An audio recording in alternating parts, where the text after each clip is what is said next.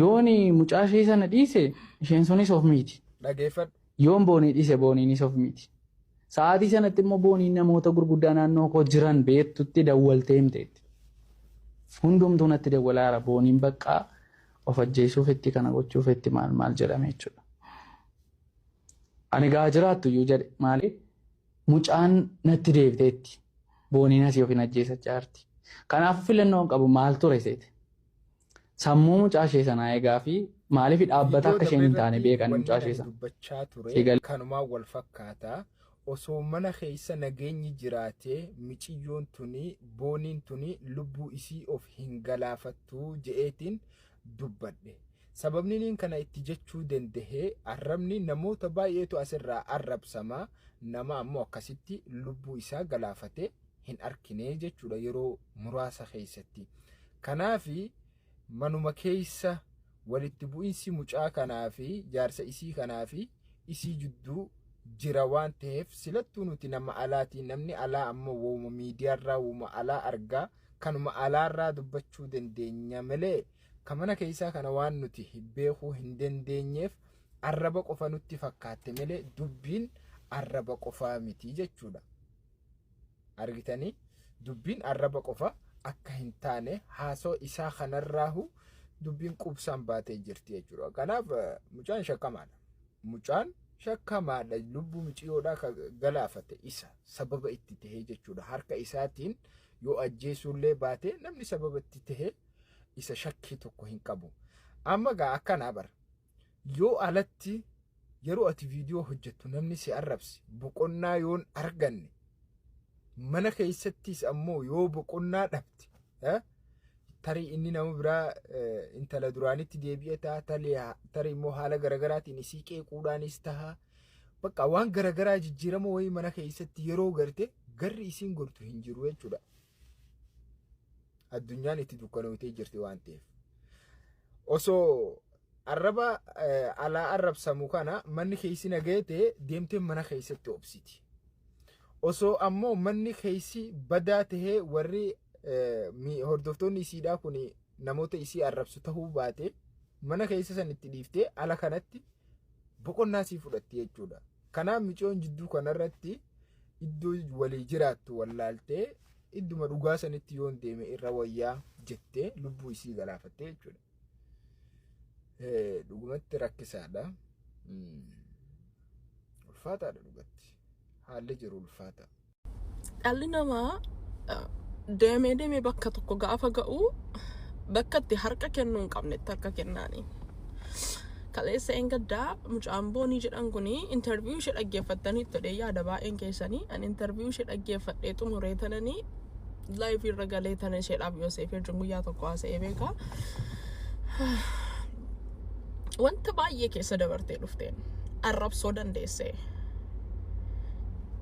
miidhamuu dandeesse, dhabuu dandeesse, rakkachuu dandeesse, dhiitamuu dandeesse wanta baay'ee keessa dabartee dhufte guyyaa har'aa kana geesseeni. Garuu iddoo itti harka kennuu hin qabnetti harka laattatteen iddoo itti kufuu hin qabnetti kufteen.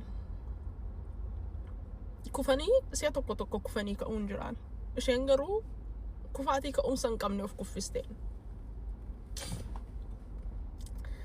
Arrabni namaa hadhaa mar'ataarra caalaan kan akka arraba nama hedduun jiru. Mucaan kun guyyaa 2-3 viidiyoo waraabdee achaas baatee na dhiisaa itti boossee beektiin. Dudda duuba kolfa isheetii waan jiru namni beeku hin jiru. Dudda duuba miidhama isheetii wanta jiru namni tokko namni beeku hin jiru. Tariitii wanti see miidhe wanti see rakkisee guddaa ta'uu baatullee achi as baatee utuu uummata Oromoo kanatti matteeti isa caaluu cabsuun tura. Gatii ta'eef isa sodaadhaan. Oromoon cabsu malee wal dhaanuu hin beekuun. Arrabsu malee deebisuu hin beekuun. Oromoon isa kufe kaasuu dhiisaatiiti isa dhaabbatee jiru soqolee kuffisuutti beekaani. Qullaatti deebisuu irraa soqolee qullaa agarsiisuutti beekaan. Bara itti du'a namaatti illee walitti qoosan irra geenye jechuudha keessa baane.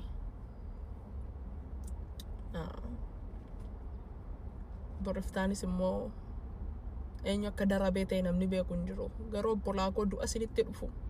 Du'a isiniin dhufne itti nariifatina. lafa harka kennachuun qabneettis immoo harka kennatina maal uumamadha kun deemee nutti dhufayyuuti baqannee jalaan baanu guyyaa isaatti utuu na dhiisi jennee kadhannee nu dhiisee deemu guyyaa isaatti sinitti dhufuuti harka keessaniin itti naqina harka keessaniin ariifattaniin deemina haati deessee dhala kana guddifatte haatitti cabdee dhala kana guddifatte agartaniitu suuraa sana irratti illee haadha keetiillee caammaan bittu jettanii koomentiidhaan namooti baay'een arrabsaanii turtan kolfa mucaa kana booddee garuu waan jiru waan beektaniin qabdanii rakkoo see miidhama see kan beeku mana ishee fi ishee qofaadhaan rakkoo ijoollee kana waan beennu tokko hin qabnu waan rabsuurraa kana fi haadhattiin maal taatu har'a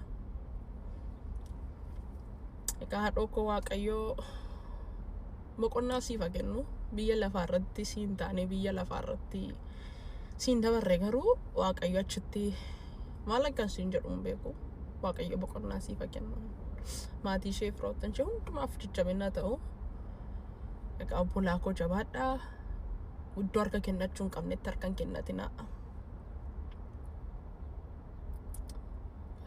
hiriyoonnis hiriyaa keessan quba qabadha hiriyaa keessan kolfa baay'isu jalaa dugda duubni maal akka jiru laala namni sooshaal miidiyaatti achi as ba'ee jireenya isaa waan hundumaa poost godhu dhugaa dubbachuuf nama gammadaa mitiin dugda duuba nama sanaa maal akka jiru beekuun gaariidhaan guyyaa gaarii qabaadhaa nagaadhaan naaf oola.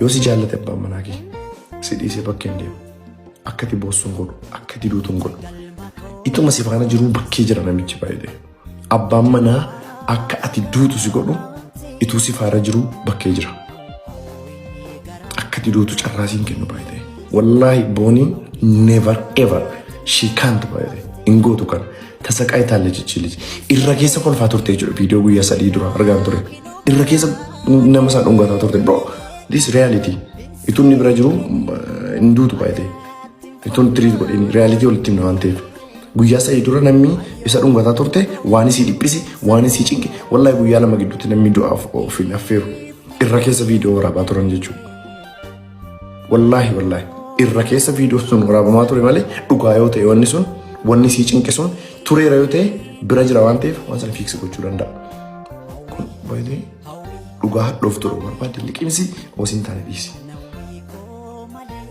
Egaleen. So please dhiirris dubartiinis baala yoo wal jibbitan please gargar ba'a. Talayaa yoo adda ba'aan isiniin jedhe please waliin gubinaa waliin ajjeesinaa ofiin ajjeesinaa.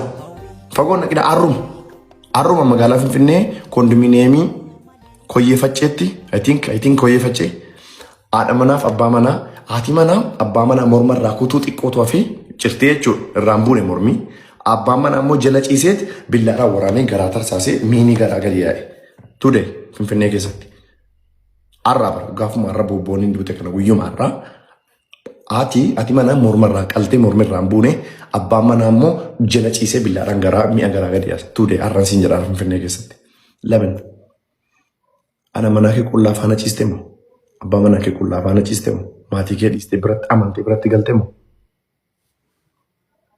deemuu hin dandeessa bar maaliif waliin hiiktanii maaliif waliin dhiistanii wal dhiisuu dandeessu bar wal dhiistanii addaan galuu dandeessu. Dhiistanii maaliif adda addaan baatanii jiraachuu dandeessu bar.